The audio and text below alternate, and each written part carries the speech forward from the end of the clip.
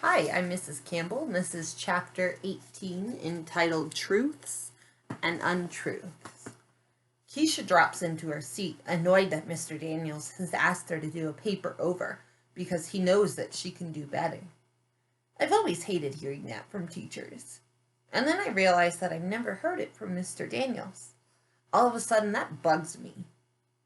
Since the day of the mystery boxes, I keep thinking about how good it felt to do something right. To fit in. That's what I want. I want to feel like everyone else. To be told that the work I know is terrible isn't good enough.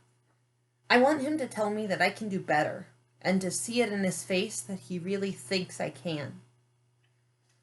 And then I remember that it is the best I can do. I haven't written in class since I had the fake sling on my arm. After 3 days of wearing it, Mr. Daniels told me he was going to have the nurse call my mom about my injured arm, so I figured I'd better lose the sling. So now I'm stuck. I don't know who I want to be. The one who admits that I can't do it, or the pretender. Finally, I decide I'll give Mr. Daniels something so terrible, he'll have to ask me to do it over. I don't even try to spell anything correctly, like I usually do. I just put a whole bunch of letters together that even I know make no sense. I walk up and I hand it to him instead of putting it in the assignment basket. Thanks, Allie, but if you're done, why don't you put it in the basket? I push it towards him a little bit more.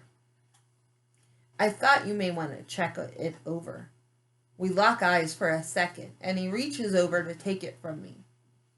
Okay, he says. He looks at it. His eyebrows scrunch up, and then he looks back up at me. He stays quiet, thinking. I can tell. I hear it in my head. Do better, Allie. And I would. I would magically do better, and Mrs. Silver would carry a trophy for me so big she'd have to carry it on her back. Allie? Huh. I said that you can just put it in the basket then. And the picture in my head pops like bubbles. I walk away without taking it back. As soon as we all sit down in the cafeteria, Keisha announces to Albert, Okay, this has been killing me all day long. What? I ask. Albert, so this Flint character, this Flint shirt that you wear every day, he interrupts. I do not, in fact, wear the same shirt every day. I have 5 identical ones. Keisha's eyes are wide. Seriously, Albert? You bought the same shirt 5 times? He doesn't seem to think it's a big deal. It's the one I liked. Well, anyway, Albert, Keisha says, I finally found out what the heck your shirt means. I Googled Flint, and you know what I found? His eyes widen. It's a place in Michigan, a kind of rock, something people use to light campfires, what arrowheads are made of, and a kind of sneaker. Albert doesn't say anything. Albert, did you hear me? What's with the Flint shirt? Just makes no sense. No sense whatsoever. Albert fidgets. Hey, Albert, I say, you okay? You know Keisha didn't mean any harm. I'm quite aware of her intentions. I worry. What are those? To find out why I wear this shirt. Funny how my brain wants to make things complicated, and he just cuts to the simplest thing. Well, the simplest thing with a bunch of fancy words and mile-long sentences. The meaning of my shirt is not any of those things. He closes his eyes before he takes a deep breath.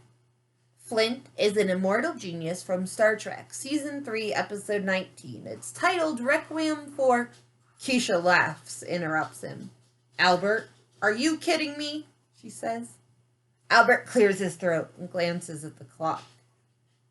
Albert, I say, poking the inside of Keisha's leg.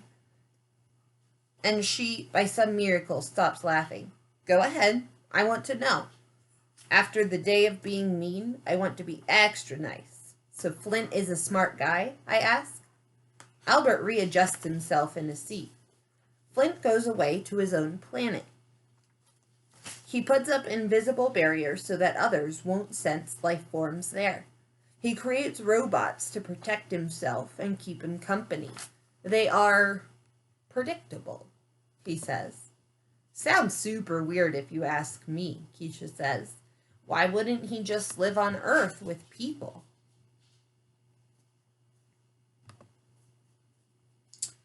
He had once lived on Earth. He left to be alone. He wanted to be alone. Keisha falls forward, dropping her arms to the table. Why the heck would a man leave Earth with everything here and go off and sit on some rock in space all by himself? Albert hesitates. Well, he says, it's to retreat from the unpleasantness of Earth and the company of people. Then he looks up right into my eyes. I can see that. I can see why someone would want to avoid being with other people. A great number of them are not very nice to me. And well, listen, Albert. Keisha's voice is softened. I didn't mean... Albert interrupts. I wasn't implying it was you who was not kind to me. I'm relieved. But there are others who are not so kind, he says. My question for you, well, I have two. You can pick one. My first question is, why do you think Mr. Daniels doesn't ask Allie to do the paper over? And why does it make Allie upset? My second question is, why do you think people are unkind to Albert? That is the end of chapter 18, and I'll see you for the next chapter.